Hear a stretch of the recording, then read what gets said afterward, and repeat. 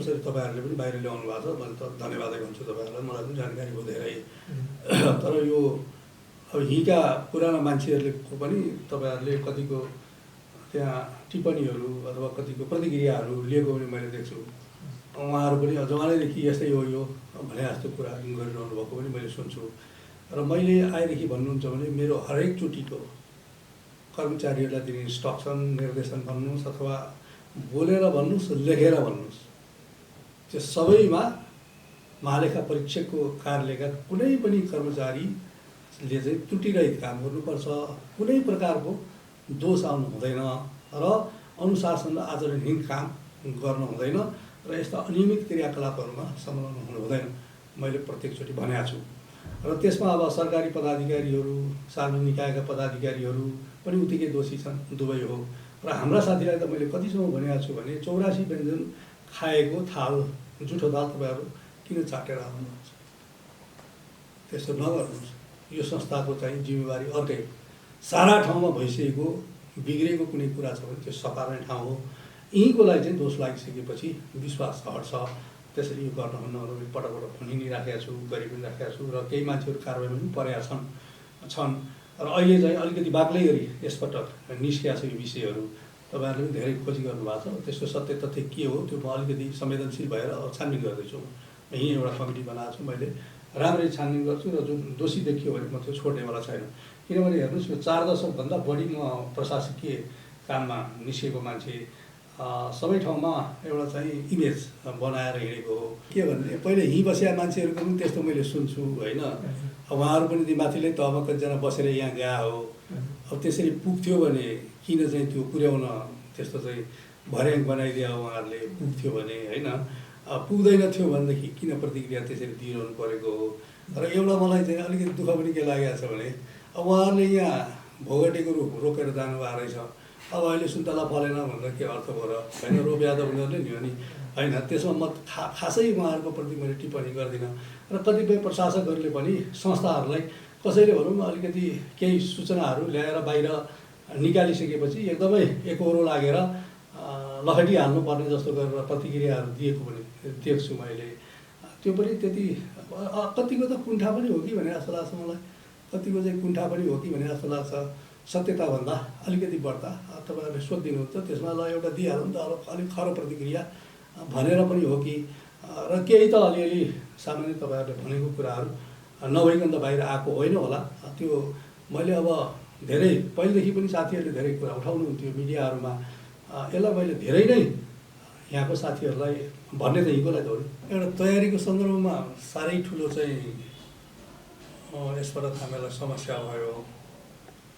त्यस पछाडि अब तयारी भइसके पछाडि बुझाइसकेपछिको कार्यान्वयनको सन्तुष्टि, दुई खालको सन्तुष्टि हुन्छ। एउटा तयारी गर्दाको अवस्थाको सन्तुष्टि, अर्को तयार भएर जुन बुझाइन्छ प्रतिवेदन त्यसपछिको कार्यान्वयनको सन्तुष्टि।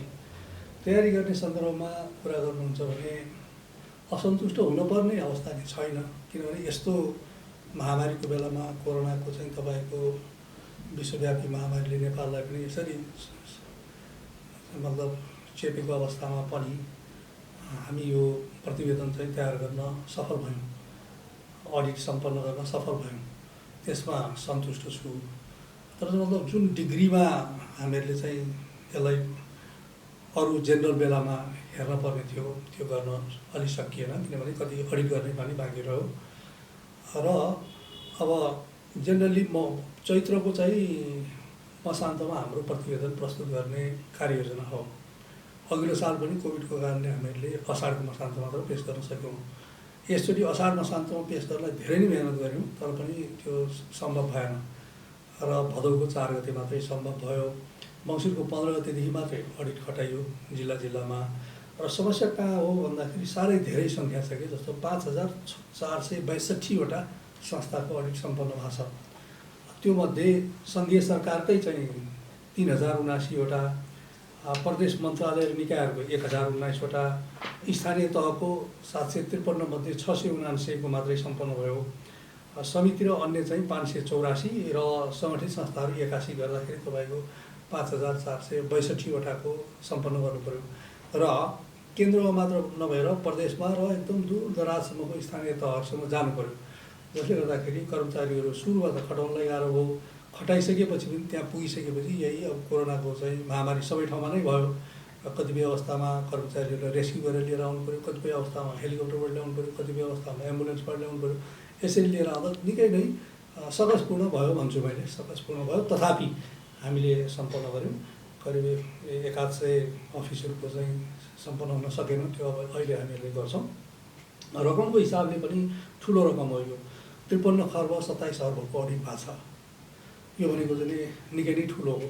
त्यसमध्ये अब सङ्घीय सरकारको चाहिँ 15 खर्ब 55 अर्बको, प्रदेश मन्त्रालय निकायहरूको 2 खर्ब 37 अर्बको, स्थानीय तहहरूको 8 खर्ब 16 अर्बको, समितिहरूको चाहिँ 1 खर्ब 64 अर्बको र ठुलो अर्को एमाउन्ट भनेको यो चाहिँ सङ्गठित संस्थाहरू सार्वजनिक प्रतिष्ठानहरूको 25 खर्ब 55 अर्ब यसरी अडिट भएको छ। त्यसले गर्दा यो सङ्ख्या पनि ठुलो, एमाउन्ट पनि ठुलो र धेरै जोखिमको क्षेत्रहरू पनि हामीले अडिट गरेका छौँ।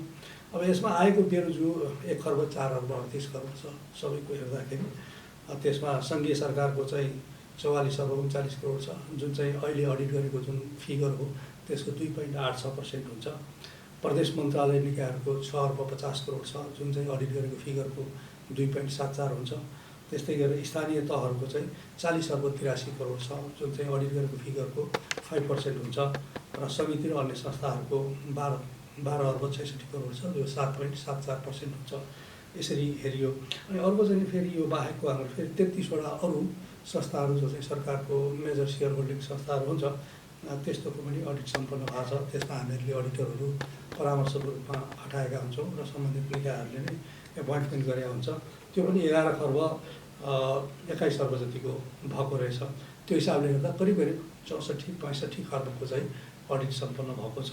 यस हिसाबले हेर्दाखेरि मलाई सन्तुष्टि के छ भने यस्तो बेलामा पनि यति ठुलो एमाउन्टमा यति धेरै संस्थाहरूसँग र सङ्घ प्रदेश स्थानीय तहको दूर दराजसम्म गएर अडिट सम्पन्न गर्न सकियो।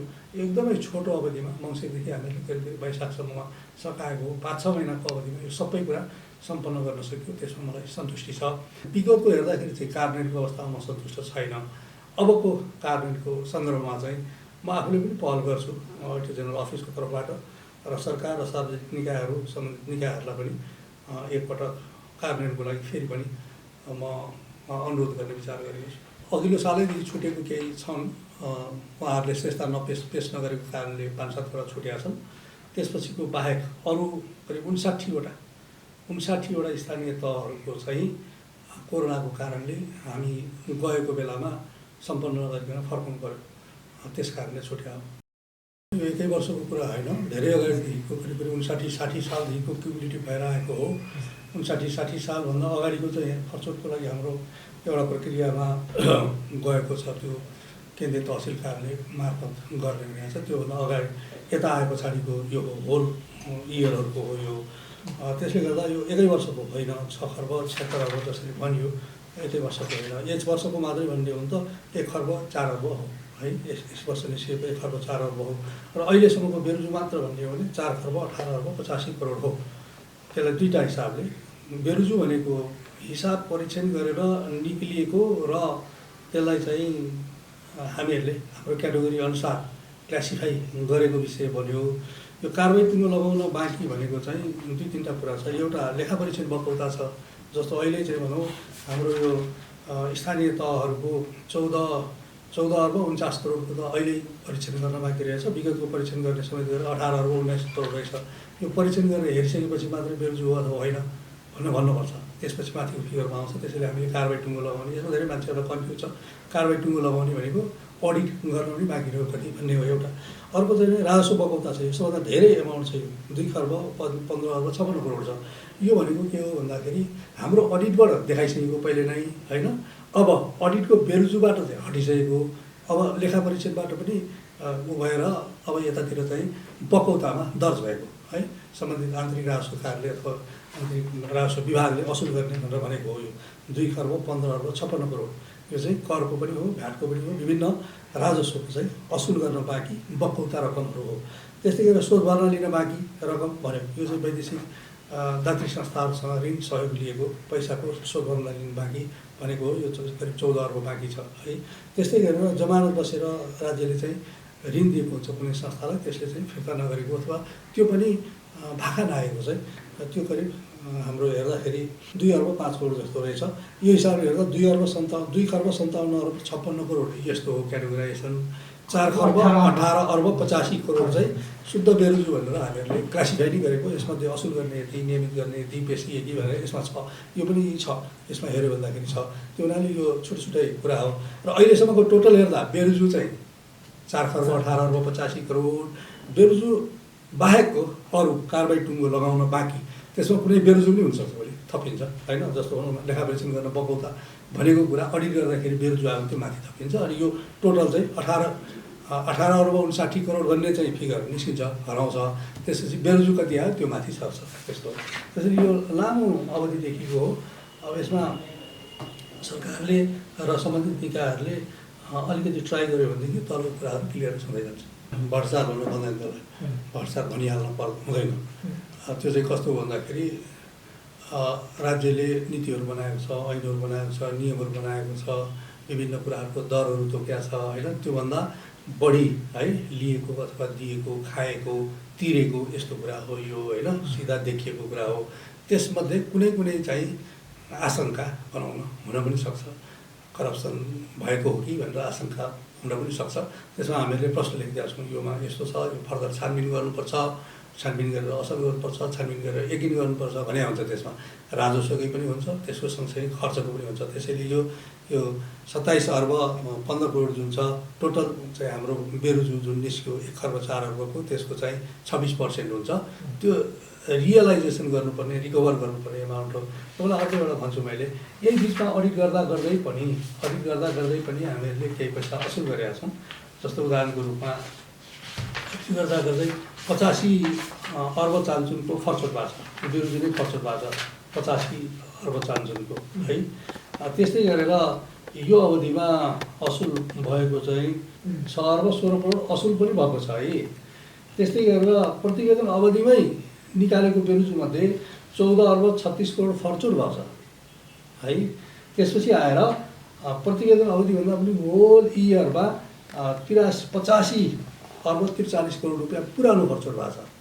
नभएको चाहिँ होइन, फर्चोट पनि भएको छ, तर जति फर्चोट भयो त्योभन्दा बढ्ता निस्क्यो। त्यसले मात्रै त्यो स्वयं हुँदै हुँदै थपिएर गएको हो। त्यसैले यो पुरै करप्सन हो भनेर हामी भन्दैनौँ। यो असुल गर्ने विषय हो र अडिटको मेकानिजमबाट देखाएर असुल गरिसकियो भने त्यो विषय जालसाजी गरिएको छैन, कृत्य गरिएको छैन होइन र फ्रड गरिएको छैन भने यो बेरोजु मात्र असुल गर्ने होइन। र अर्को के पनि हुन्छ, नियमित गर्नुपर्ने भनेर हामीले भनेका छौँ। करिब 60% छ त्यो भनेको 62 अर्ब 26 करोड रहेछ यस वर्षको हो। त्यो नियमित गर्ने चाहिँ कागज प्रमाण श्रेष्ठता पेस नभएको अथवा चाहिँ इभिडेन्सहरू पेस नभएको यस्तो हो। त्यो अडिट गरेर फेरि हेर्दाखेरि त्यहाँभित्र असुल गर्ने पनि निस्किन सक्छ, त्यहाँभित्र कुनै करप्सन भएको छ कि भनेर शङ्का गर्ने ठाउँ पनि हुन्छ। अनि पेस्की बाँकी चाहिँ अहिले अब 14 अर्ब 97 करोड रहेछ। यो 14.34% भनेर हामीहरूले निकालेका छौँ। र अलिकति तपाईँलाई व्याख्या गरिदिन्छु मैले। यो विगत 3-4 वर्षको हेऱ्यो भने के हुन्छ भने मलाई अडिटर जेनरल भएर आइसकेपछि 4वटा प्रतिवेदन मैले पेस गरिसकेँ। सङ्घीय सरकारको चाहिँ म आएको सुरुको वर्षमा जतिको अडिट गरिएको थियो त्यसको 5.41%, 5.41%ले नियमितता अथवा बेरोजु भनेर हामीले भनेका थियौँ। दोस्रो वर्ष आएर यो चाहिँ 5.41 सुरुको, दोस्रो वर्ष आएर 5.29% आयो। तेस्रो वर्ष 4.05ले आयो। तेस्रो वर्ष चाहिँ 4.05ले आयो। त्यो 3 वर्षको प्यारामिटर एउटै थियो, 3 वर्षको प्यारामिटर एउटै थियो। अब अहिले आएर चाहिँ सङ्घीय सरकार 2.8 छ भनेर छ।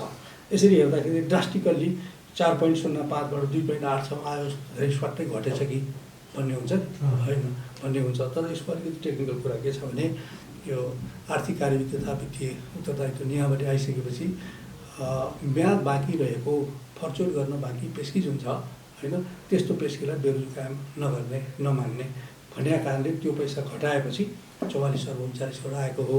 त्यस्तो पैसा करिब 23 अर्ब 45 करोड सङ्घीय सरकारको मैले हेरेको छु। त्यो हेऱ्यो भने चाहिँ यो बेरोजुको प्रतिशत अघिल्लो सालको झन्डै हराएको नै हुन्छ, त्यस्तो देखिया छ। अब प्रदेश सरकारी कार्यालयहरूको सुरुमा 7.25% थियो है। अघिल्लो साल आएर चाहिँ 4.33 भयो, यसचोटि आएर 2.74 छ। उनीहरूको घटिरहेछ। त्यो चाहिँ सुरुमा चाहिँ रकम थोरै, त्यसले निकाल्दाखेरिको एमाउन्ट अलिकति निस्किसकेपछि धेरै नै आएको हो। अब स्थानीय तहको 4.22 थियो, 5.15 भयो, त्यसपछि आएर अहिले 5 हो। अघिल्लो सालको र अहिलेकोमा झन् हाराहारी जस्तै छ स्थानीय तहको। त्यही समग्रतामा हेर्दाखेरि त्यत्रो ठुलो ड्रास्टिकली अघिल्लो साल चाहिँ सङ्घीय सरकारको मैले हेर्दाखेरि सङ्घीय सरकारको चाहिँ बेरोजगारीको प्रतिशत निकै नै घटेको थियो। 5.29बाट 4.05मा निकै नै घटेको। यसबाट चाहिँ दुवै जोड्यो भन्दाखेरि झन्डै हाराहारीमा छ। र अर्को एउटा तुलनात्मक रूपले हेर्दा नयाँ एउटा तथ्य कस्तो छ भने सङ्घीय सरकारको बजेट र खर्च घटिरहेछ, प्रदेश र स्थानीय तहको बढिरहेछ। अहिले हेर्नु भने यो 3 वर्षको बिचमा चाहिँ सङ्घीय सरकारको 452 अर्बले खर्च गरेको छ। भनेको 2074-75मा चाहिँ 20 खर्ब 8 अर्बको चाहिँ खर्च भएको थियो अथवा कारोबार भएको थियो भने अहिले पछि आएर 15 खर्ब 55 अर्बको मात्रै छ। 2 वर्षमा यसरी घटेको छ। सरकारको चाहिँ बढेको छ, त्यो पनि करिब 25% जति प्रदेश सरकारको बढेको देखिएको छ। झन्डै 48 अर्ब वृद्धि भएको छ यो 2 वर्षमा सङ्घीय सरकारको बजेट र खर्चमा। स्थानीय तहको ड्रास्टिकली बढेको छ, 292 अर्बले वृद्धि भएको छ। त्यो भनेको झन्डै यो 2 वर्षको हिसाब हेऱ्यो भने 42%ले स्थानीय तहको कारोबार बढ्यो। त्यसले गर्दाखेरि बेरोजगारी पनि अङ्कको हिसाबमा पनि त्यहाँ बढी नै हुने भयो। जसरी चाहिँ हामीले अघि विश्लेषण गऱ्यौँ, 40 अर्ब चान्चुन स्थानीय तहमा छ, 40 अर्ब 83 करोड, 6 अर्ब 50 करोड चाहिँ सङ्घीय प्रदेश सरकारमा छ, 43 अर्ब 39 करोड चाहिँ हाम्रो चाहिँ सङ्घमा छ। भनेपछि प्रदेशको र स्थानीय तहको अनि सङ्घको हेऱ्यो भने प्रदेश र स्थानीय तहको चाहिँ झन्डै सङ्घको हाराहारीमा छ है। त्यसरी छ। अब खर्चको तुलना गर्नु हो भने तपाईँले होल सरकारी मेकानिजम र सार्वजनिक प्रतिष्ठानहरूको गर्नुहुन्छ भने सार्वजनिक प्रतिष्ठानहरू अथवा संस्थानहरू जम्मा 81 वटाको गर्दाखेरि तपाईँको 2555 अर्ब भयो। 81 वटाको 2555 अर्ब हुँदो रहेछ है सार्वजनिक संस्थानहरूको। त्यसरी गर्दाखेरि सरकारको चाहिँ 3 वटाको जोड्यो भने तपाईँको 3 वटाको जोड्यो भन्दाखेरि त्यति हुँदैन। सङ्घीय सरकारको, प्रदेशको र स्थानीय तहको 3टैको जोड्यो भने हाम्रो चाहिँ त्यति हुँदैन। यस्तो खालको चाहिँ देखिया छ। एकदमै अस्वाभाविक खालको क्रियाकलापबाट आएको कुरा हो भने अस्वाभाविक मान्नु पऱ्यो। होइन भने कारोबार गर्दै जाँदा भएको विषयलाई अरू जसरी स्वाभाविक मानिन्छ त्यसरी नै स्वाभाविक मान्नु पऱ्यो। र यसलाई मेरो भनाइ के छ भन्दाखेरि मैले खास गरिकन संवैधानिक निकायहरू होइन, उच्च पदाधिकारीका निकायहरू, यस्ता निकायहरूमा चाहिँ हुनु हुँदैन भन्ने हो, फर्चौटै गर्नुपर्छ भन्ने हो। त्यसमा जहाँ इन्डिभिजुअल एउटा कुरा सोध्नुभयो, त्यसमा चाहिँ अब सामान्य कुराहरूको चाहिँ भुक्तानी गर्दाखेरि तलमाथि परे पनि हुनसक्छ, त्यस्तो कुराहरू होला। र यसबाट अलिकति हामीले स्याम्पलिङको हिसाबले पनि गरेका हौँ, जहाँ न्यून जोखिम भएको अफिसहरू हो त्यस्तोको चाहिँ सबैको नगरेर केहीको मात्रै गरेको छ। त्यसैले त्यो केहीको देखिएको केहीको नदेखिएको त्यसरी हुन्छ। र यसलाई चाहिँ मतलब एकदमै कारोबारै अस्वाभाविक खालको कुरा एउटा दुईटामा कहीँ भएको भए त्यसलाई अन्यथा मान्न पर्यो। होइन भने अडिट भएपछि निस्किने जुन कुरा हुन्छ त्यसलाई त्यत्रो ठुलो अन्यथा मान्नु। यस्तो स्थानीय तहमा अब तेस्रो वर्षको अडिट हामीले गरिरहेछौँ। सुरुमा पहिलो वर्षको भन्नुहुन्छ भने त्यो एभिसुटै थिएन। स्थानीय निकायबाट स्थानीय तहमा परिवर्तन हुँदाखेरि पहिलेकै गाउँ विकास समिति, जिल्ला विकास समिति यस्तो टाइपले गएको थियो।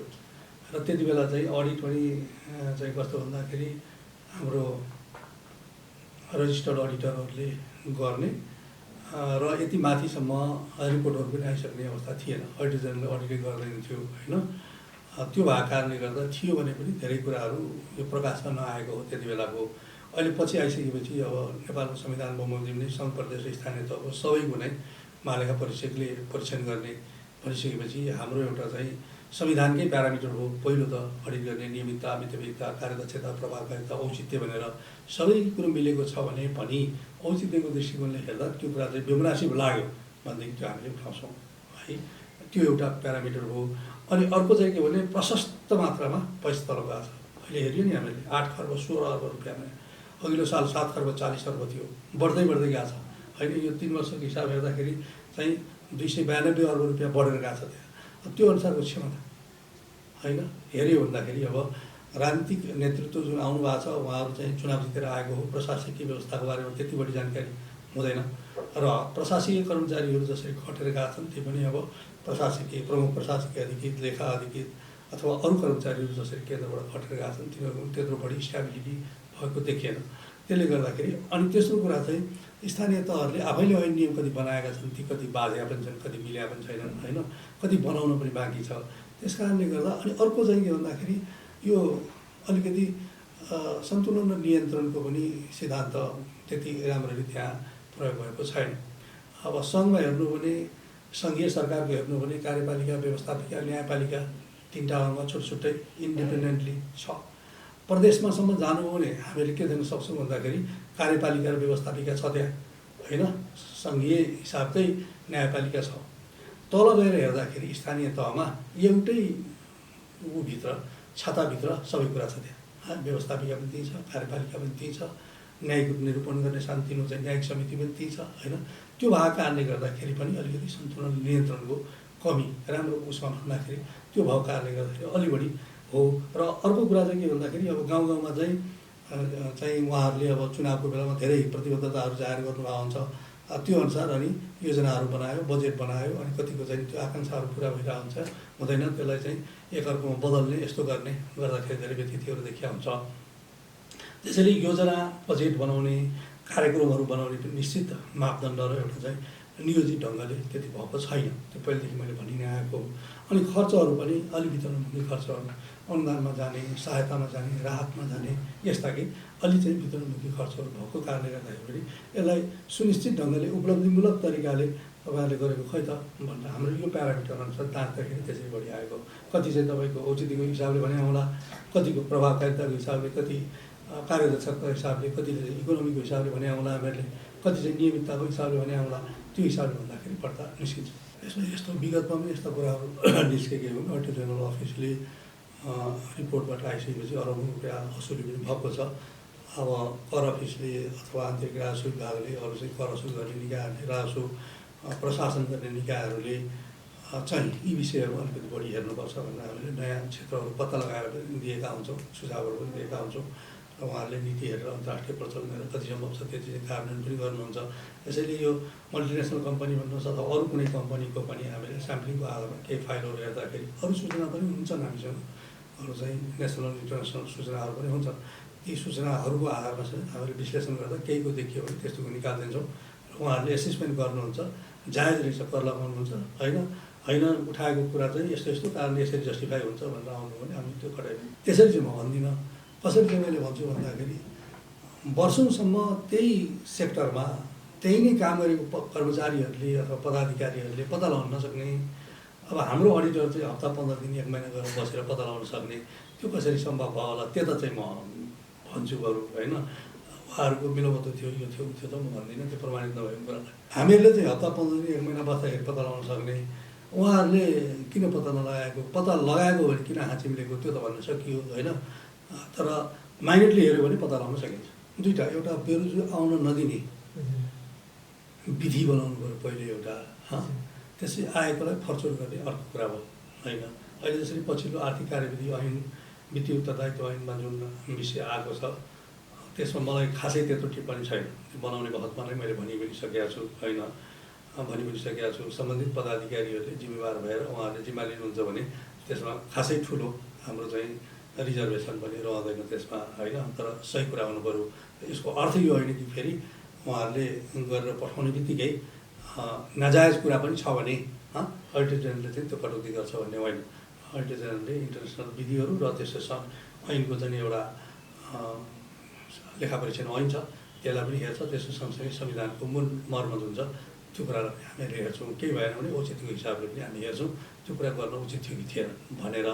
त्यस्तो खासै त्यो चाहिँ लेखा उत्तरदायी अधिकृतहरूसँग हाम्रो त्यस्तो खास डिबेटहरू केही परेको छैन। कारोबारहरू गर्दाखेरि अनियमितता नहोस् भन्नेतर्फ बढ्ता ध्यान दिनुपर्ने हो कि होइन।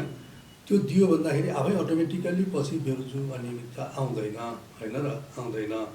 आइसकेको कुरालाई फर्चोट कसरी गर्ने भने त जसरी चाहिँ निस्किएको हो त्यसरी असुल गर्ने पैसा भनेपछि पैसा असुल गरेर भौचो लिएर आउनु पऱ्यो अनि फर्चोट हुने हो। नियमित गर्ने भनेर भनेको छ भने प्रमाण कागजात पुगेको छैन, डकुमेन्टहरू छैन अथवा भेरिफिकेसन भएको छैन, एभिडेन्स छैन, तिनीहरू लिएर आउनु पऱ्यो। त्यो हेरेपछि हुने भयो। उहाँबाट लेखेर आउने बित्तिकै चाहिँ यहाँ नहेरिकन गर्ने होइन, हेरेरै गर्ने। पर्सेन्टेजले मैले तुलना गर्ने हो, मैले मौखिक रूपमा त्यसरी भनेर केही हुने होइन। एक कुरा जस्तो भनौँ न, 104 अर्ब उठेको फर्चुट भयो 85 अर्ब अघिल्लो सालमा, त्यो साल जुन साल भन्यो हामीहरूले होइन। र जति उठ्यो त्योभन्दा बढ्ता फर्चुट भयो, घट्दै जाने हो होइन। र एउटा कुरा के हो भने यसमा हरेक वर्ष जस्तो मैले यो 4 वर्ष हेर्दा मात्रै होइन, धेरै अगाडिदेखि हेर्नु हो भने हरेक वर्ष जस्तो तिनै विषयहरू बढ्दा दोहोरिरहन्छ। त्यो चाहिँ समस्याको कुरा हो।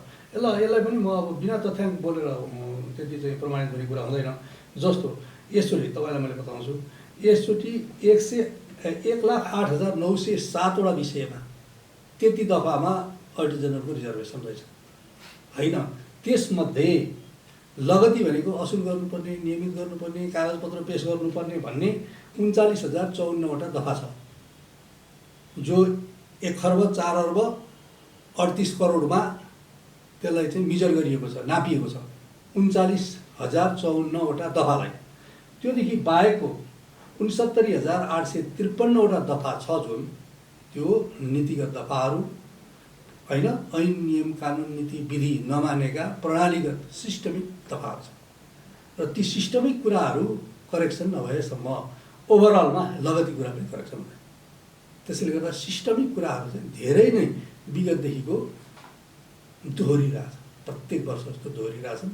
जस्तो भनौँ न, अरू धेरै पर्दै पर्दैन, सार्वजनिक खरिदको कुरा एउटा भन्छु मैले। सार्वजनिक खरिदमा सिधै खरिद गर्ने, कोटेसनबाट खरिद गर्ने, टेन्डरबाट खरिद गर्ने सीमा तोकिया छ होइन। अहिले सीमा तोकिदिएको छ, नियावलीले पनि सीमा तोकिदिएको छ, तर हेऱ्यो भन्दाखेरि अलमोस्ट अलले त्यो सीमा नागेको छ भने उसमा सुधार गरौँ, त्यसमा परिमार्जन गरौँ, हाम्रो सुझाव थियो होइन त। सार्वजनिक खरिद ऐन नियावलीमा परिमार्जन गरेर सुधार गरौँ नि त। त्यो अब त्यो गर्दा थ्रेसहोल्ड बढाउनु पर्ने हुन्छ होइन। थ्रेसहोल्ड बढाइसकेपछि सम्बन्धित पदाधिकारीहरूलाई जिम्मेवार बनाउनु पर्ने हुन्छ। अब उहाँहरू जिम्मेवार भएन भने फेरि पनि त्यो थ्रेसहोल्ड लाग्छ। त्यसैले यस्ता कुराहरू जुन छन् नि, बजेटको कार्यान्वयनको कुरा, आर्थिक वर्षको अन्तमा खर्च हुने कुरा, रकमान्तरको कुरा, यी यावत कुराहरू छन् नि, त्यसलाई स्ट्रिक्टली फलो गऱ्यो भने कमसेकम यो 69,853 वटा जुन सिस्टमेटिक इस्यु छ त्यो त घट्थ्यो होला नि त। त्यसरी भन्छु मैले, पुरानो कुराहरू एकदम चाहिँ अभियानको रूपमा देखिएको कुराहरूलाई फर्चौट गर्नु पऱ्यो।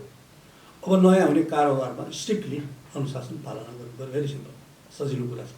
त त्यसको लागि चाहिँ के भने सम्बन्धित जिम्मेवार पदाधिकारीहरू रेस्पोन्सिभ हुनु पऱ्यो होइन। उहाँहरूले यसलाई चाहिँ अलिकति बढी सिरियसली हेर्नु पऱ्यो त्यति। र अर्को एउटा अझ चाहिँ यहाँ भएको चाहिँ कारण के भन्दाखेरि दण्ड र पुरस्कारको पनि अलिकति कमी जस्तो देखिन्छ। जसले चाहिँ अनियमितताहरू गरेको छ, बेरुजु गरेको छ, आर्थिक हिरामिरा गरेको छ, त्यस्तो मान्छेहरूलाई तत्कालै कारवाही गर्ने व्यवस्था गर्नु पायो भनेदेखि बेस हुन्थ्यो। कतिपय अवस्था हेर्नुहुन्छ भने अब अडिटर जेनरलले दिएको रिपोर्ट नै समयमा संसदमा पेश नहुने, पेश भए पनि छलफल नहुने होइन, छलफल भएर पनि त्यसबाट जुन चाहिँ निर्णयहरू हुन्छन् ती कार्यान्वयन नहुने, त्यस कारणले गर्दाखेरि पनि यो समस्या। पहिलो कुरा त संविधान बमोजिम महालेखा परिषदलाई जुनसुकै निकायको जुनसुकै बखत पनि कागजपत्रहरू हेर्न, जाँच्न, परीक्षण गर्न पाउने व्यवस्था छ। र विगतमा हटाइएको थियो।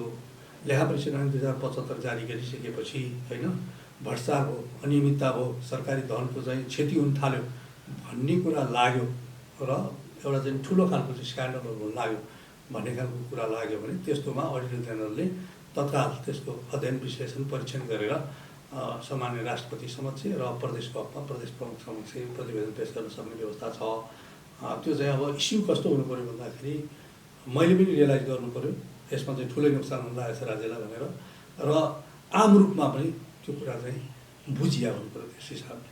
र परीक्षण गर्दाखेरि त्यस्तो कुरा देखिने खालको भयो भने हामी आधा पहिले झिकिएर छ, अब त्यो ऐनमा अहिले पछि हामीले हालेका छौँ, परिस्थिति पऱ्यो भने अब अर्को त तपाईँलाई एउटा बताउँछु मैले, त्यस्तो इस्युहरूलाई हामीहरूले इमिडिएटली गरेर फेरि चाहिँ तुरुन्तै रिपोर्ट दिने खालमा त प्रवेश गरेका छैनौँ।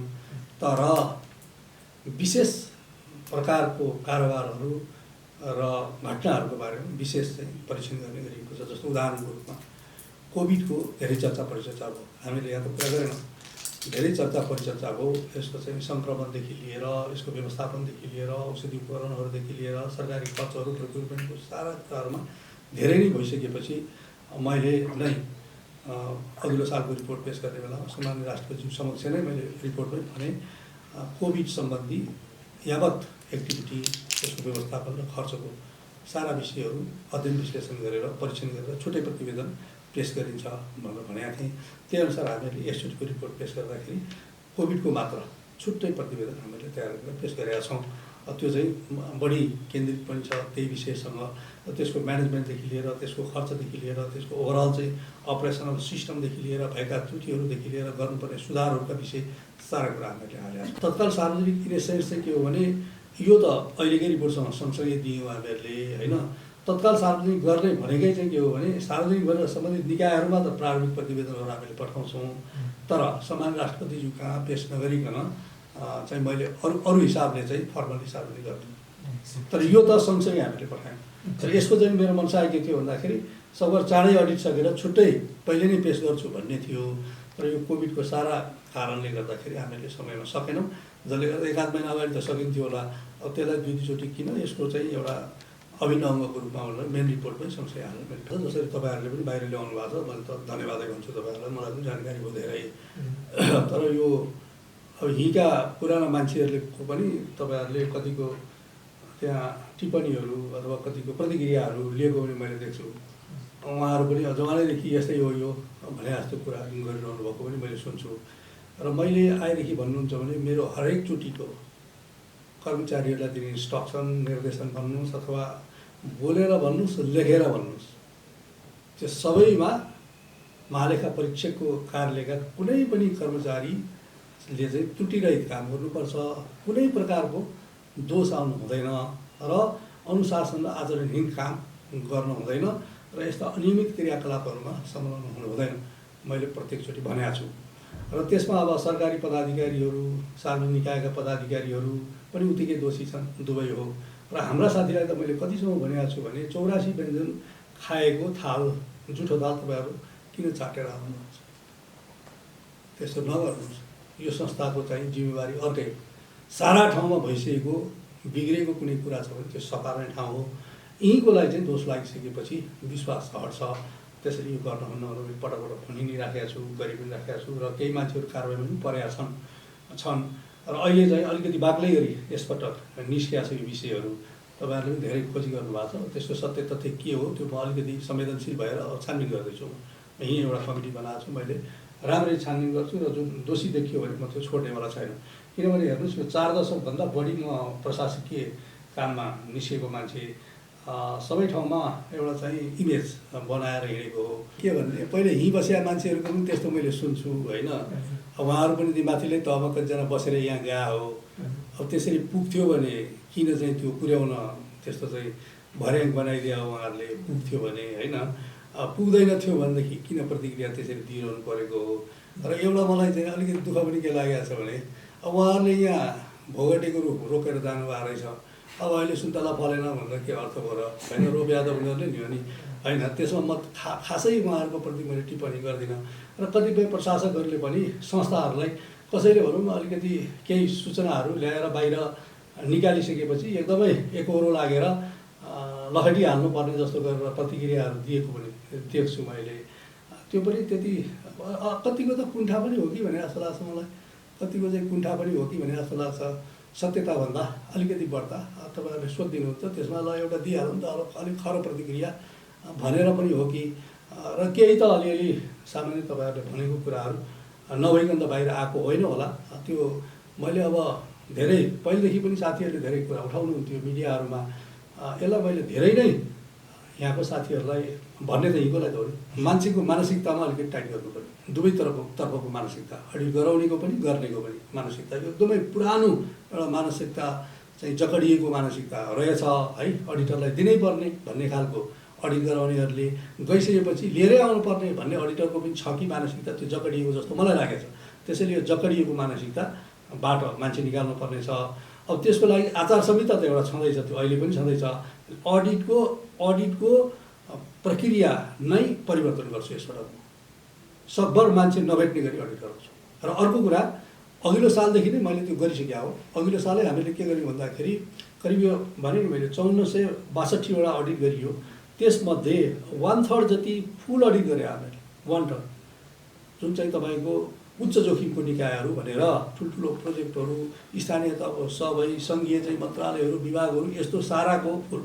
त्यसपछि सर्टेन निकायहरूको चाहिँ मध्यम जोखिम होइन, मिडियम चाहिँ रिस्क भनेर ट्रान्जेक्सन छानेर ट्रान्जेक्सन मात्र गरेको र केही यो मध्येको केही 1/3 जति अथवा अराउन्ड त्यति नै हामीहरूले यसपटक चाहिँ कोलिनिकाले प्रमाणित गरेको आर्थिक विवरण, अड्डाहरूले प्रमाणित गरेको आर्थिक विवरण र आन्तरिक लेखा परीक्षणको बेलुन त्यसलाई आधार मानेर गरे। त्यसैले गर्दा सर्भर हामी मान्छे नभेटौँ। अब अहिले चाहिँ हामी अनलाइन सिस्टमबाट गर्ने गरी सोचिरहेछौँ। यसै पटकदेखि अहिले पाइलटिङ भइसकेको छ। केही अनलाइन सिस्टमबाटै धेरै इन्फर्मेसनहरू यहीँ केन्द्रमै बसेर जेनेरेट गरेर जेमा हेर्नुपर्छ त्यहाँ मात्र गएर टक्क हेरेर फर्केर आउने व्यवस्था गर्न खोजिएको छ। त्यसो भयो भन्दाखेरि तपाईँको फेस टु फेस हुँदैन र हाम्रो चाहिँ अलिकति पेपरलेस अडिट पनि हुन्छ, अलिक रिमोट अडिटको हिसाबले पनि जान खोजेका छौँ।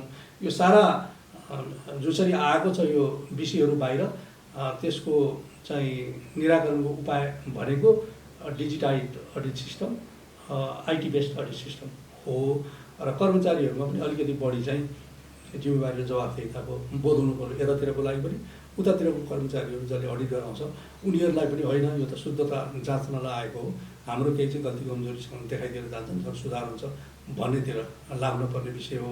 होइन भएका गल्ती कमजोरी चाहिँ यिनलाई खुसी पारेर यही चाहिँ ढाकछोप गर्ने भन्नेतिर गइयो भने सुधार कहिले पनि हुँदैन। यसमा म एकदमै अत्यन्त के भन्ने अब संवेदनशील छु, किनभने यसपटक धेरै नै अलि पेचिलो तरिकाले यो विषय उठेको छ। कसैले चाहिँ अब कोहीलाई चित्त बुझेन भने भन्न आउने कुरा हो, नत्र पनि त्यत्रो ठुलो कसैले पनि गुनासोहरू लिएर म कहाँ आएको छैन। अर्को एउटा चाहिँ फेरि विषय के पनि छ भन्दाखेरि अलि अब यो सार्वजनिक सञ्चार माध्यमहरू धेरै तलसम्म चाहिँ अडिटरहरू पुगेको होइन, स्थानीय तहसम्म पनि सबैतिर गाउँसम्म पुगेको, त्यहाँ जनताहरूले पनि सबै नागरिक समाजले पनि सबैले र त्यहाँ अब कस्तो भनौँ न कुनै कुरा टिपेर ल्याइदिएन भने पनि त्यहाँ चाहिँ यस्तो बिग्रेको हो कि भन्ने एउटा मानसिकता बनिसकेको, त्यो कुरा छुट्यो भने यहाँ त यस्तो गरेर छोडिदियो भन्ने नि पर्छ है। अर्को चाहिँ कस्तो हुन्छ भने कहिलेकाहीँ टाइटली हाम्रो अडिटरहरूले टाइटली विषयहरू टिपेर लिएर आएको छ भने पनि त्यहाँका मान्छेहरूले अनि चाहिँ बदमासी हो भन्ने आरोपहरू लगाउने गर्छन्। त्यसैले यो चाहिँ अलिकति जेलिएकै विषय छ, तर यसलाई मैले भनौँ न एकदम क्रिटिकल्ली र सिरियसली लिएको छु। सगभर भन्छु मेरो पालामा फेरि यस्तो विषयहरू नउठोस् भन्ने म चाहन्छु।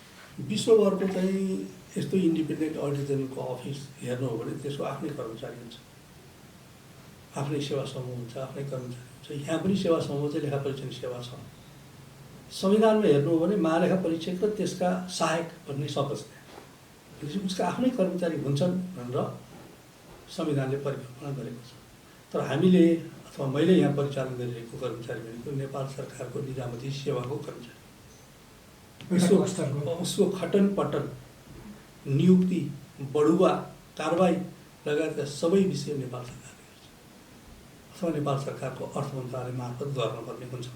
भनेपछि अडिटर जेनरल अफिसमा सामान्य रूपमा पनि कर्मचारीलाई निजामती सेवा ऐन अन्तर्गत कारबाही गर्ने कुनै अधिकार छैन, त्यो पेस गर्नुपर्छ सरकारमा। जसको अडिट गरिन्छ उसैका कर्मचारीबाट अडिट गराइरहँदाखेरि अहिलेसम्म जसरी काम भइरहेछ त्यसलाई त मैले एकदमै सबै कर्मचारीलाई धन्यवादै दिन्छु। कामको प्रति चाहिँ त्यत्रो छैन होइन र कारबाही गरिहाल्नुपर्छ भनेर त्यो खालको चाहिँ स्केलमा निस्केको पनि खास मैले देखेको छैन।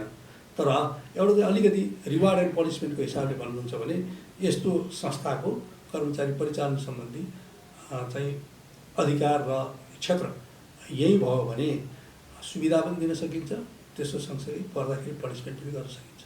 अहिले यहाँको कर्मचारी र सरकारको कर्मचारीमा सेवा सुविधामा के पनि अन्तर छैन। तर भन्नुहुन्छ भन्दाखेरि अब यहाँबाट डोर खटेर गयो भने जिल्लामा 45 दिन 50 दिन 2 महिनासम्म कहाँ खाने, कहाँ बस्ने, के गर्ने सारा एउटा अनियोलमा यिनीहरू बिताउँछ। त्यो आकारले यो अलिकति इन्सेक्योर जस्तो भएको छ। अर्को कुरा चाहिँ हाम्रो अब यत्रो राज्यभरको सारा काम गर्नुपर्ने, त्यसको लागि प्रदेश तहसम्म अफिसहरू खोल्न सकिएको छैन। सम्भवतः हामी एकदम चाँडै अफिस खोल्छौँ र खोलिसकेपछि नजिकबाट कारोबारहरू परीक्षण गर्ने, हेर्ने। अब अहिले चाहिँ दोरखटाई यो अस्ति चाहिँ तपाईँको चैत वैशाखतिर कोभिड भएपछि सारा मान्छेलाई रेस्क्यु गरेर लिएर आउनु पऱ्यो काठमाडौँ। अघि मैले भने स्थानीय तहकै 59वटा कतिवटा त अडि नै गर्न बाँकी छ। रिपोर्टमा हामीले त्यो हाल्न सकेनौँ। अब फेरि पठाउनु त्यो पनि सम्भावना भएन। त्यो आकारले यसलाई पनि अलिकति सङ्गठनात्मक संरचना व्यवस्थापन गर्नुपर्नेछ। समर्थ हामी हेर्दैछौँ, ठुलो क्षेत्र छ, अलिकति सुधारको बाटो पहिलाउनु पर्ने छ। यसको चाहिँ काम पनि साह्रै ठुलो छ। यो हेर्ने कि ऊ हेर्ने कि ऊ हेर्ने कि यत्रो धेरै विषयहरू हेर्नुपर्ने हुन्छ, जसले गर्दाखेरि कति छुट्छ पनि दृष्टि नपुग्न पनि सक्छ, कति गर्दा गर्दै शान्ति त्रुटि हुन नि सक्छ। यो त मानवीय हिसाबले पनि हुनसक्छ नि। तर मलाई एउटा सन्तुष्टि के छ भन्दाखेरि अरू होल सरकारको मेकानिजमबाट भइरहेको कारबाहीसँग तुलना गर्दाखेरि अडिटर जेनरल अफिसको काम कारबाही तब छैन।